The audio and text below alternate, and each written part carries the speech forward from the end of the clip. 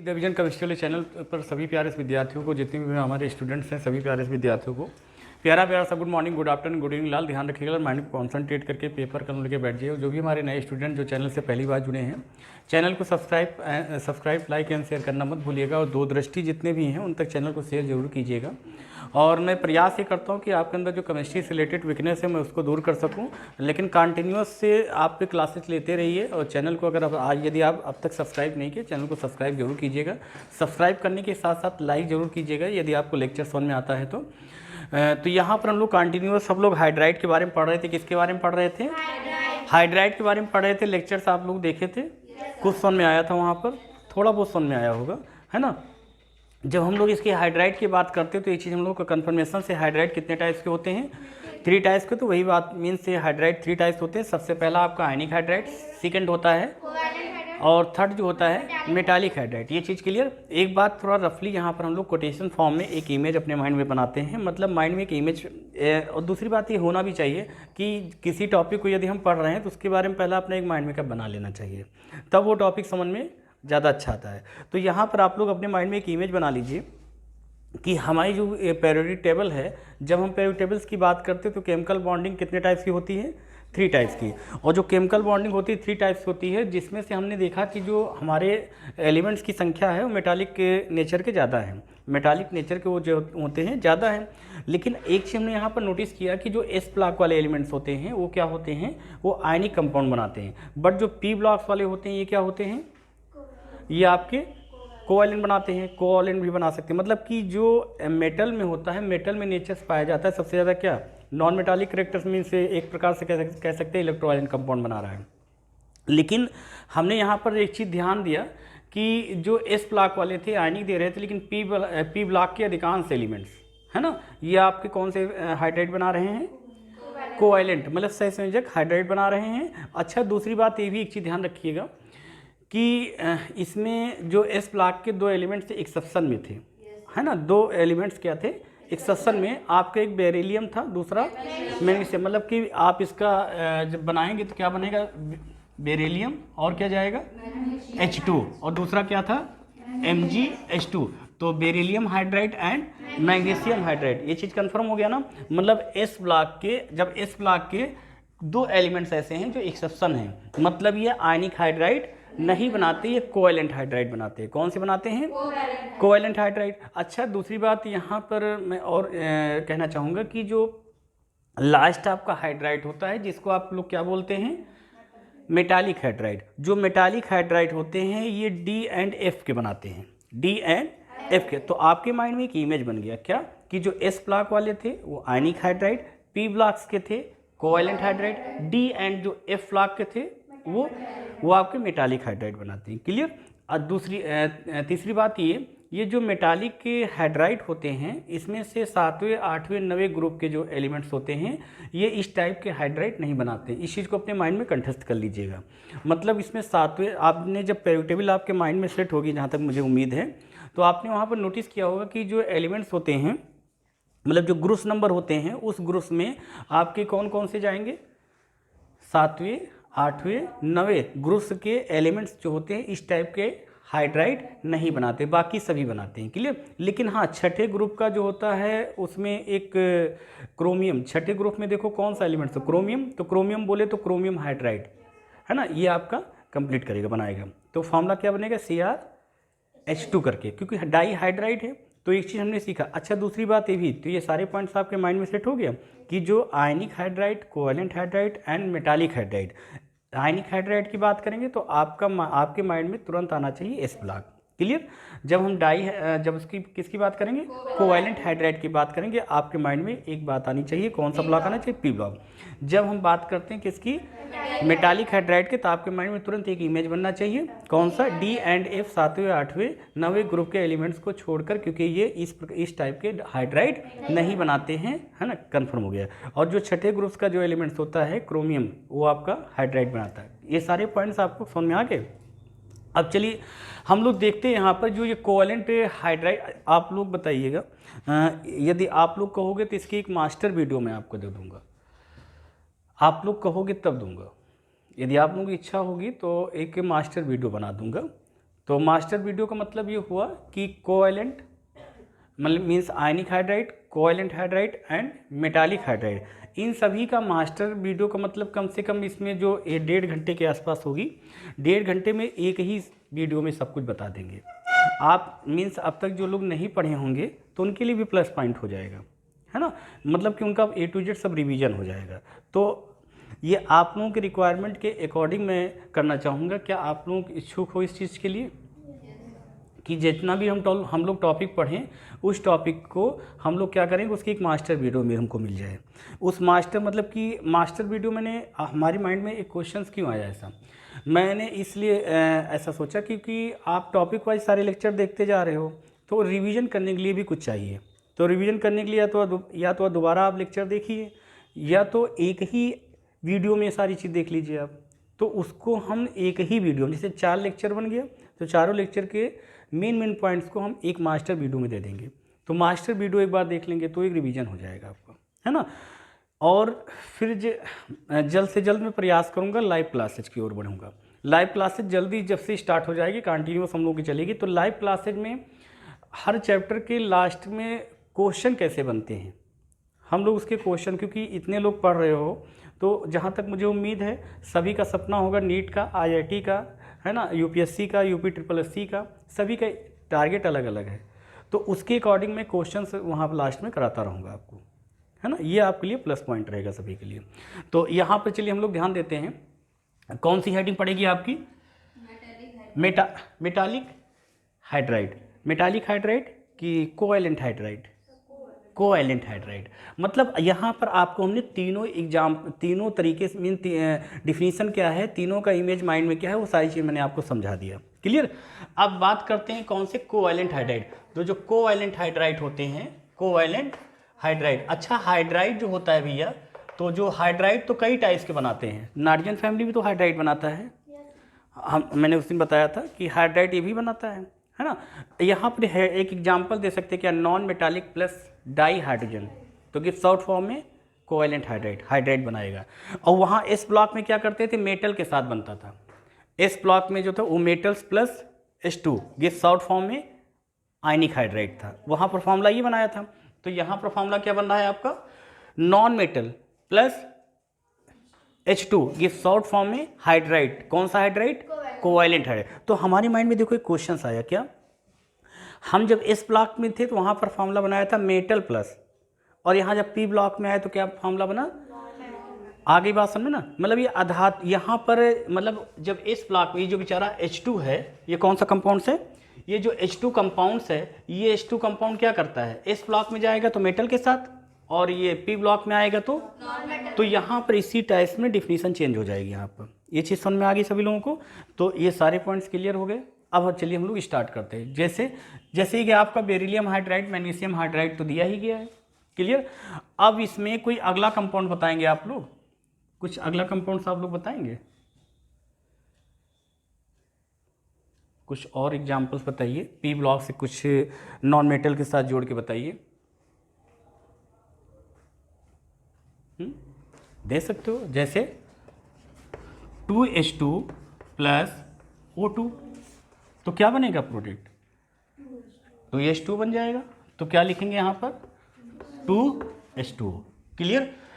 विद्युत विसर्जन, है ना, जब इसका क्या करते हैं, डाई हाइड्रोजन और ऑक्सीजन का विद्युत विसर्जन किया जाएगा तो क्या होगा, वाटर बन के 2H2 बन के रिलीज होगा।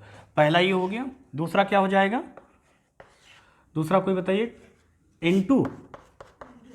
N2 प्लस 3H2, तो क्या बनेगा,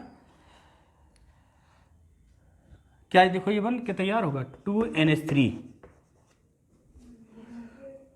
3 × 2 = 6 और 3 × 2 = 6 और 2 नाइट्रोजन, मतलब कि अमोनिया बन जाएगी।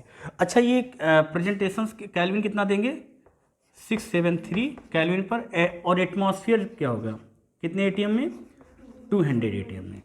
अच्छा प्रेजेंटेशंस कभी होगा, प्रेजेंटेशंस क्या होगा, प्रेजेंटेशन क्या होगा, Fe और ऑब्लिक में मोलिब्डेनम, ये एक उत्प्रेरक होते हैं। अब यहीं पर एक चीज़ मैं आपको बताना चाहूँगा।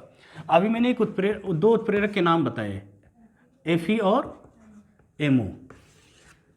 मतलब एमओ क्या है, ये स्मॉल होगा, कैपिटल एम होगा, स्मॉल ओ होगा, तभी इसको बोलेंगे क्या, मोलिब्डेनम। अब ध्यान दीजिएगा, ये जो आयरन है Fe और मोलिब्डेनम, ये दोनों क्या है, एक कैटलिस्ट है। क्या है, कैटलिस्ट। कैटलिस्ट का काम क्या होता है, रिएक्शन को थोड़ा फास्ट करना। जैसे मैं आप देखिए, आप ही लोग लिखते हो, आप ही लोग अपना माइंड यूज करते हो, आप ही लोग अपना टाइम देते हो अपनी पढ़ाई को। सिर्फ मेरा काम क्या है, एक कैटलिस्ट वर्क करना। कैटलिस्ट, अब कैटलिस्ट भी कई टाइप्स के होते हैं। अब कुछ कैटलिस्ट होते हैं पॉजिटिव होते हैं, कुछ निगेटिव होते हैं, कुछ न्यूट्रल होते हैं। जैसे क्लास में टीचर कुछ पॉजिटिव होते हैं, कुछ निगेटिव होते हैं, कुछ न्यूट्रल्स होते हैं। मीन्स वो आए अपना पढ़ाए चले गए, उनसे कोई मतलब। देखो मेरा कहने मतलब क्या है कि जैसे जो उत्प्रेरक होते हैं ये 3, ठीक है ना, पॉजिटिव, निगेटिव एंड न्यूट्रल। अब यहाँ पर ध्यान दीजिएगा, कैटलिस्ट का वर्क होता है कि ये क्या करते हैं, रिएक्शन की दर को क्या करते हैं, तेज कर देते हैं। अब कहीं पर मतलब कि रिएक्शन कहीं मंद गति से स्लो मोशंस में हो रही तो उसको क्या करते हैं, फास्ट कर देते हैं। मतलब कैटलिस्ट जो होता है, अब वो रिएक्शन पर डिपेंड करता है कि कौन सा कैटलिस्ट हम ले। ये आपके माइंड पर, आपके सब्जेक्ट पर डिपेंड करता है कि आपके अंदर उस सब्जेक्ट को लेके कितना वीकनेस है। जितनी ज़्यादा वीकनेस होगी आप उस अकॉर्डिंग से टीचर को आप सेलेक्ट करेंगे। मैं गलत तो नहीं बोल रहा हूँ? ऐसा थोड़ी होता है कि आपके अंदर वीकनेस बहुत है तो आप हायर लेवल का या बिल्कुल से लो लेवल का टीचर सेलेक्ट करोगे। आप अपनी माइंड के अकॉर्डिंग सेलेक्ट करते हो, ऐसा है कि नहीं? सेम वही चीज़ आप रिएक्शन, ये कैटलिस्ट जो होता है डिपेंड करता है किस पे, ये रिएक्शन पर डिपेंड करता है कि इस रिएक्शन में किस टाइप का कैटलिस्ट चाहिए। अब जैसे हमने कहा आयरन है, दूसरा क्या है, मोलिब्डेनम है, ये दोनों क्या है, एक कैटलिस्ट है। एक चीज़ यहाँ पर नोट कीजिएगा, बड़ा प्यारा पॉइंट्स है ये। सबसे अच्छा, अगर आपसे कोई पूछे कैटलिस्ट का नाम क्या है तो आप कहिएगा पीटी। पीटी जो होता है सबसे अच्छा कैटलिस्ट होता है। ये कैटलिस्ट मतलब ये ज़्यादा अच्छा कैटलिस्ट होता है, इसीलिए इसको हम लोग क्या बोलते हैं, एडम उत्प्रेरक बोलते हैं। इसीलिए पीटी जिसका नाम क्या है, प्लेटिनम, और इसीलिए ये एक अच्छा कैटलिस्ट है, इसलिए इसको बोलते हैं एडम उत्प्रेरक, एडम कैटलिस्ट। आ गई बात समझ में? अब जैसे आपसे कोई क्वेश्चन पुटअप करे कि पीटी को एडम कैटलिस्ट क्यों कहते हैं, तो आप क्या कहेंगे कि पीटी एक बहुत ही अच्छा उत्प्रेरक होता है, इसलिए इसे हम कहते हैं, क्या कहते हैं, एडम उत्प्रेरक या एडम कैटलिस्ट। ये पॉइंट क्लियर हो गया? इस समझ में आया कि नहीं आया, ये चीज़ कंफर्म कर दीजिएगा। ये चीज़ समझ में आ गया सब लोगों को ना? तो हमने एक चीज़ देखा कि ये जो रिएक्शंस है N2 + 3H2 673 केल्विन पे, एटमॉस्फेयर कितना है 200, और प्रेजेंटेशंस किसकी है, कैटलिस्ट की। कैटलिस्ट कौन सा है, iron and molybdenum. Gives out form में रिएक्शन क्या दे रहा है, 2NH3, और NH3 दैट इज गैस, ये गैस है ना, ये क्या है लाल। और हम लोग जानते हैं जो गैस होता है, गैस का सिंबल ऊपर की तरफ, तो इसको आप ऐसे कर देंगे। क्लियर, कंफर्म हो गया ना कि अमोनिया क्या है, ये गैस। जब हम लोग इसके बारे में पढ़ेंगे थोड़ा चीज़ ध्यान रखिएगा, जो ये जो NH3 होता है, NH3 का नेचर कैसा होता है, कैसा, हाँ बोलिए, बेसिक होता है, कॉन्फिडेंस के साथ बोला जाता है। क्या होता है, बेसिक होता है। मतलब इसका नेचर कैसा होता है, ये बेसिक होता है। बेसिक का मतलब ये होता है ये क्षारीय होता है। अब ये कंफर्म हो गया। लेकिन एक चीज़ भी ध्यान रखिएगा कि जो अमोनिया गैस से ये वायु से हल्की होती है, तो इसके बारे में थोड़ा हम लोग जब पढ़ेंगे सेकंड ईयर में आएंगे, तो अभी हम लोग सेकंड ईयर में इंटर्न नहीं कर रहे हैं, लेकिन इतना ध्यान रखिएगा इसका नेचर बेसिक होता है। और इस ये जो होती है वायु से हल्की होती है। वायु से बोले तो O2 से, ऑक्सीजन से क्या होती है, हल्की होती। मेरी बात समझिए, ऑक्सीजन से मतलब मोलिकुलर वेट इनका कम होता है ना। तो अब कहोगे इसका कितना होता है 17, इसका देखोगे इससे ज़्यादा होगा उसका, तो उसका वेट ज़्यादा हुआ ना, तो ये हल्की हुई। तो जब, और एक चीज़ हमेशा याद रखना, ये जो अमोनिया गैस जो है वायु से क्या होती है, हल्की होती है, इसलिए इसे डाउनवार्ड डिस्प्लेसमेंट एयर के थ्रू एब्जॉर्ब करते हैं।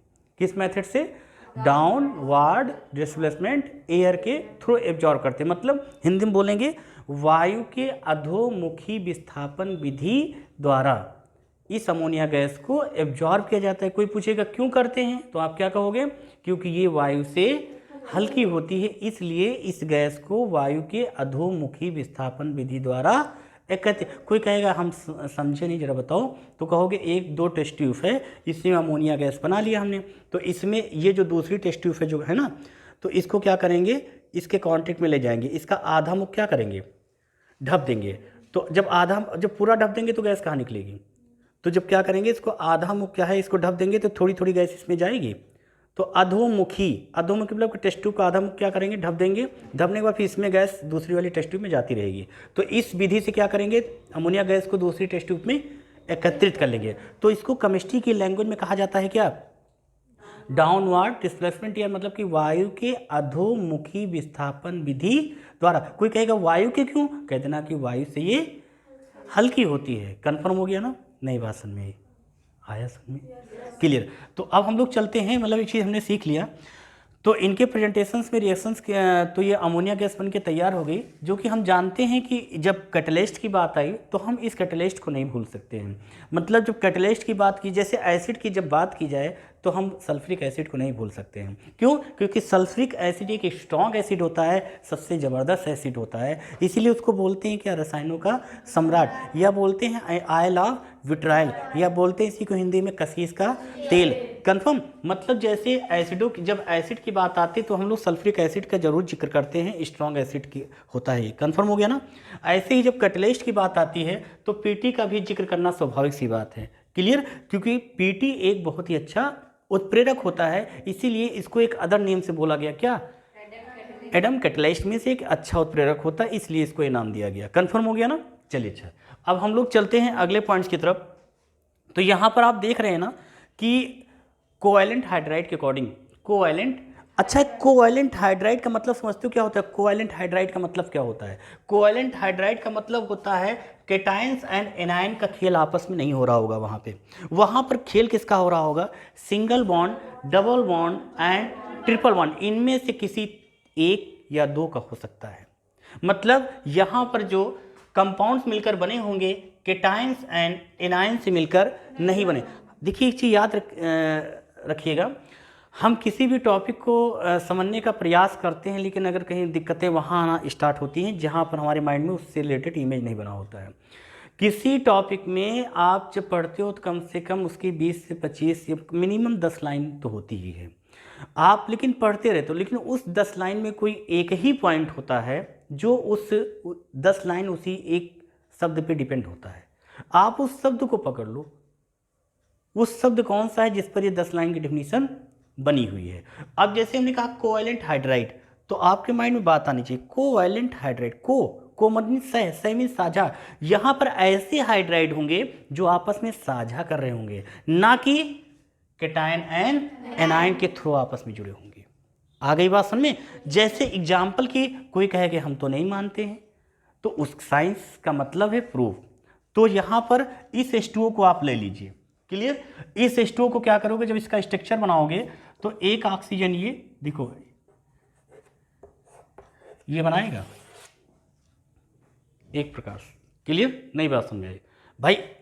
इसके ऊपर क्या प्लस चार्ज आपको दिख रहा है, माइनस चार्ज दिख रहा है, नहीं दिख रहा है आपको, क्या दिख रहा है, आपको बॉन्ड दिख रहा है, क्लियर। और बॉन्ड मतलब को मीन्स है, सही मीन्स साझा, और साझा कितने प्रकार का होता है, 3 प्रकार का, single bond, double bond and triple bond. Confirm हो गया। और जब हम इसकी बात करते हैं, इस कंपाउंड का नाम क्या है, अमोनिया गैस, है ना। और इसका नेचर कैसा होता है, आप तो समझते होंगे, बेसिक आपस में नहीं मिलते हैं, एसिडिक एसिड आपस में। जब सॉल्ट बनना होता है तो एक एसिड होता है, दूसरा तब जाके क्या बनता है, सॉल्ट। कंफर्म हो गया ना, क्लियर। तो ये चीज़ कंफर्म। इसका, हाँ इसका देखते हैं। और एक चीज़ हमने छोटे पर पढ़ा था, ये जो NH3 है, NH3 की मैं बात नहीं कर रहा हूँ, इसमें से किसी भी कंपाउंड, मैं किसी भी कंपाउंड की बात कर रहा हूँ, यदि उनमें जिस प्रमाण की संख्या सबसे कम होती है उसको कहाँ लिखते हैं, सेंटर में लिखेंगे। बाकी, और ये चीज़ तो हमको पहले से ही पता है कि हाइड्रोजन हमेशा कहाँ होता है, चारों तरफ रोटेट करेगा, हल्का होता है, वीक होता है, कमजोर होता है बेचारा, ठीक ना। आप समझ गए होंगे मेरी बात को, ठीक है ना। तो ये जो अब यहाँ पर हम देखेंगे कि जो नाइट्रोजन है, नाइट्रोजन कहाँ प्रेजेंट होगा, सेंटर। अब इसको क्या करेंगे, यहाँ पर ये नाइट्रोजन हो गया, क्लियर। हाइड्रोजन कितने हैं, एक हाइड्रोजन, फिर 2 हाइड्रोजन एंड 3 हाइड्रोजन।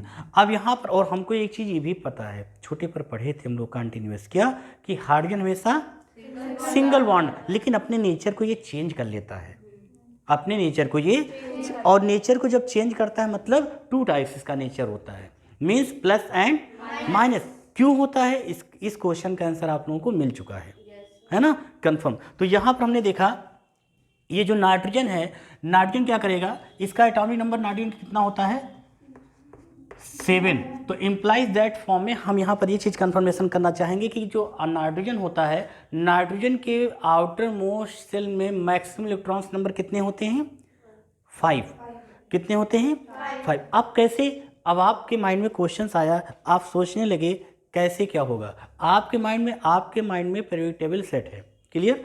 तो आपका माइंड जाना चाहिए किस फैमिली के पास, किस ग्रुप के पास, 15 के पास। आपको पता है इसमें कौन से एलिमेंट्स होते हैं, कौन से होते हैं, नाइट्रोजन, फास्फोरस, आर्सेनिक, फिर क्या है एंटीमनी एंड बिस्मथ। अब आपके माइंड में ख्याल आना चाहिए क्या, हमने एक चीज़ आपको पहले भी बताया था कि किसी भी एलिमेंट्स का इलेक्ट्रॉनिक कॉन्फिगरेशन करने पर उनके आउटर मोस्ट सेल में जितने इलेक्ट्रॉन्स प्रेजेंट हैं दैट इज वैलेंस इलेक्ट्रॉन, और valence electron that is groups number. नई बात समझे, ग्रुप्स नंबर मतलब इसको रोमन अंक में यदि आप लिखोगे 15 को, तो आप यहाँ पर कैसे देखिए, इसी को आप ये भी तो लिखते हो क्या 5th A, तो 5th A भी तो लिखते हो नहीं लिखते हो। अगर इसी से वहाँ 1 यहाँ से ड्रॉप कीजिए, कितना बचा 5। मतलब ये जितने भी एलिमेंट्स प्रेजेंट हैं सभी के आउटर मोस्ट सेल में मैक्सिमम इलेक्ट्रॉन्स नंबर कितने प्रेजेंट होंगे 5 प्रेजेंट होंगे, क्लियर, 5 प्रेजेंट होंगे। अब यदि आपसे कोई पूछे कि नाइट्रोजन की वैलेंस इलेक्ट्रॉन कितने हैं, तो आप बोलोगे 5। वैलेंस इलेक्ट्रॉन कितने हैं, अब कितने पार्टिसिपेट करते हैं वह वैलेंसी उसकी, कितने एक दूसरे से मतलब पार्टिसिपेट करके कितने से इलेक्ट्रॉन ले रहे हैं, कितने दे रहे हैं, वो बात की बात है, लेकिन कितने इलेक्ट्रॉन्स उसके पास प्रेजेंट हैं। तो नाइट्रोजन के पास कितने प्रेजेंट हैं, तो जाहिर सी बात है इसके पास 5 प्रेजेंट हैं। तो कैसे, जैसे 1s2, 2s2, फिर क्या हो जाएगा 2p3, 3 + 2 = 5 + 2 = 7। तो हमने देखा कि 3 + 2 = 5 इलेक्ट्रॉन्स प्रेजेंट है। तो आपसे जब कोई पूछे कि नाइट्रोजन के वैलेंस इलेक्ट्रॉन कितने होते तो आप क्या बोलेंगे, जब आपसे कोई पूछे कि नाइट्रोजन के आउटर मोस्ट सेल में कितने इलेक्ट्रॉन्स होते हैं तो आप क्या बोलेंगे, जब आपसे कोई पूछे कि इसकी वैलेंसी कितनी होती है, मतलब कि ये किस ग्रुप का होता है तो आप क्या बोलेंगे 5th A। कन्फर्म हो गई बात, क्लियर। तो यहाँ पर हमने सीखा कि नाइट्रोजन के पास 5 इलेक्ट्रॉन्स प्रेजेंट है, मतलब इसको 8 कंप्लीट करने के लिए कितने चाहिए 3 चाहिए। अब 3 में, और हाइड्रोजन हमेशा कौन सा बॉन्ड बनाता है, सिंगल बॉन्ड, तो दोनों का कॉम्बिनेशन यहाँ पर बन गया। आगे बात समझ, तो ये चीज़ समझ में आ गई सभी लोगों को ना। तो आप ये बताइए किसके ऊपर प्लस चार्ज है, यहाँ पे किसी के ऊपर नहीं। तो अंततः एक चीज़ हम लोगों को बात में समझ में आ गई क्या, ये कोवैलेंट हाइड्राइड ही है, आयनिक हाइड्राइड नहीं है। मेरी बात नहीं समझ में आई, कंफर्म, ये क्या है कोवैलेंट हाइड्राइड है, मतलब कि सहसंयोजक हाइड्राइड है ना, कंफर्म हो गई। तो ये सारे पॉइंट्स क्लियर हो गए, नहीं समझ में आया, किसको नहीं समझ में आया, सभी लोग समझ में आ गया। अच्छा, एक चीज हमने देखा, आप लोगों ने क्वेश्चन नहीं पूछा, इसके पास इलेक्ट्रॉन 2 बच गए हैं, और जो इलेक्ट्रॉन बच जाते हैं उन्हें क्या कहते हैं, लोन पेयर। और लोन पेयर इलेक्ट्रॉन हमेशा कौन से बॉन्ड बनाते हैं, लोन पेयर जो इलेक्ट्रॉन्स होते हैं वो हमेशा कौन से बॉन्ड बनाते हैं, डेटिव बॉन्ड। कौन से बॉन्ड बनाते हैं, डेटिव बॉन्ड। डेटिव बॉन्ड मतलब ये जो लोन पेयर इलेक्ट्रॉन है, कौन सा इलेक्ट्रॉन है, ये लोन पेयर इलेक्ट्रॉन है, ये कौन सा बॉन्ड बनाएगा, dative bond, DATIVE, dative bond. अच्छा, डेटिव बॉन्ड को और कुछ कहा जाता है, हाँ देखिए आप लोगों को मालूम था लेकिन आप लोग भूल जाते हो, है ना, ये बात है। इसी को क्या बोलेंगे, कोऑर्डिनेट बॉन्ड, कोऑर्डिनेट बॉन्ड। अच्छा, तो ये सारे पॉइंट्स क्लियर हो गए। तो यहाँ पर आप क्या बोलेंगे, ये भी एक हाइड्राइड है, ये पॉइंट क्लियर। आगे की तरफ बढ़ें, एक और बढ़िया सा एग्जांपल देता हूँ आपको। जैसे जब हाइड्राइड की बात आती है, अभी हमने कहा था कि जो आपका मेटालिक हाइड्राइड होता है ये आपके 7वें 8वें 9वें ग्रुप्स के जो एलिमेंट्स होते हैं ये इस टाइप के हाइड्राइड नहीं बनाते हैं। कन्फर्म, ये चीज़ बताई गई थी अभी। मतलब और उसमें भी कहा गया था छठे समूह का जो एलिमेंट्स होता है वो बना लेता है, ऐसा कुछ है। अब यहाँ पर एक चीज़ ध्यान दीजिए, लेकिन जो आपके ये कोवेलेंट हाइड्राइड होते हैं, तो जब से आपसे कोई पूछे हाइड्राइड, तो यहाँ पर जब आप पढ़ेंगे आगे चल के, तो यहाँ पर ध्यान दीजिएगा इनकी वैलेंसी के इनकी वैलेंस इलेक्ट्रॉन कितने हैं नाइट्रोजन फैमिली के? 5 है ना। तो भाई जाहिर सी बात, हम लोगों ने एक बात पढ़ी थी छोटे पे, क्या? अष्टक का नियम। जितने एलिमेंट्स बेचारे सब प्रयास कर रहे हैं क्या? मैं स्टेबल हो जाऊं। और स्टेबल होने के लिए किसको कितने चाहिए? ये उसके आउटर मोस्ट सेल में प्रेजेंट इलेक्ट्रॉन्स नंबर पर डिपेंड करता है। क्लियर? अब नाइट्रोजन फैमिली की बात करते हैं, तो इसके पास कितने इलेक्ट्रॉन्स प्रेजेंट हैं? 5 हैं। तो कितने हाइड्रोजन ये लेगा? 3 लेगा। नहीं बात समझ में आई?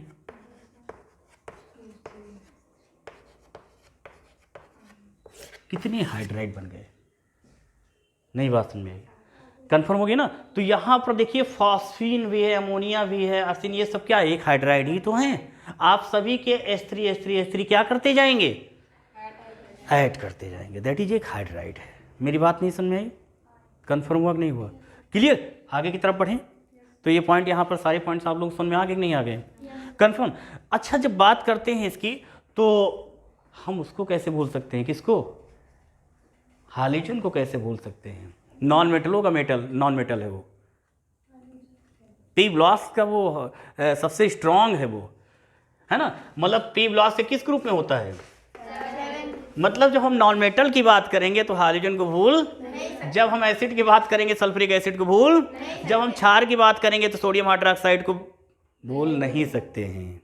तो भाई नॉन मेटल को भी कहाँ छोड़ दे रहे हैं, उसको भी, तो उसकी एक रिएक्शन देख लेते हैं। तो हम यहाँ करेंगे क्या?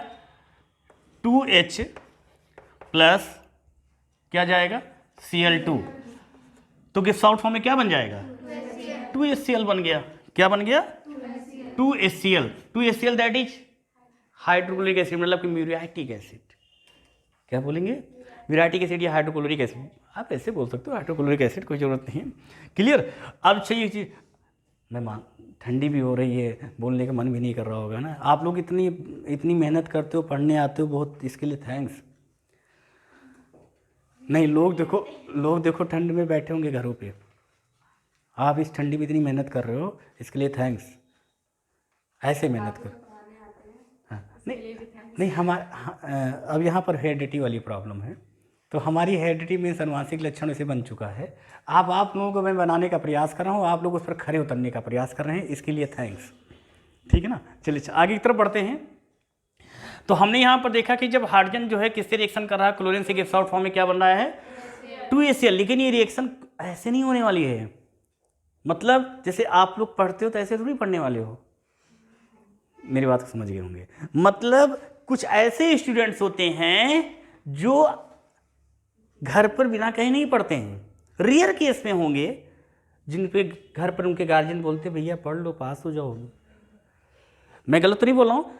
मतलब देखिए, मैं साइंस में मतलब केमिस्ट्री को इस तरीके से समझाने का प्रयास करता हूँ, कठिन से कठिन चीज़ को भी मैं इस तरह सरल लैंग्वेज में बताने का प्रयास करता हूँ कि आपको फील हो कि यही साइंस है जो हम लोग जीते हैं।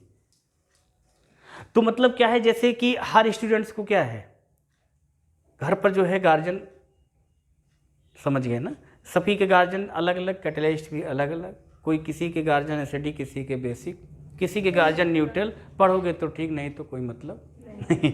चलिए अच्छा ध्यान देते हैं। तो ये जो यहाँ पर है, ये रिएक्शन ऐसे नहीं करेगा। ये कह सकते हैं सूर्य के प्रकाश की उपस्थिति में, मतलब यहाँ पर लिख सकते हैं क्या? सनलाइट प्रेजेंटेशन, मतलब सूर्य के प्रकाश की उपस्थिति में रिएक्शन करेगी तो क्या बनेगा? 2HCl, मतलब कि जिसे बोलते हैं क्या? एसिड। ये सारे पॉइंट समझ में आ गए? तो अब आप लोग ईमानदारी से बताइएगा, अब तक जितना कुछ भी बताया गया, समझाया गया, सारे पॉइंट्स आप लोगों के कंठस्थ हो गए?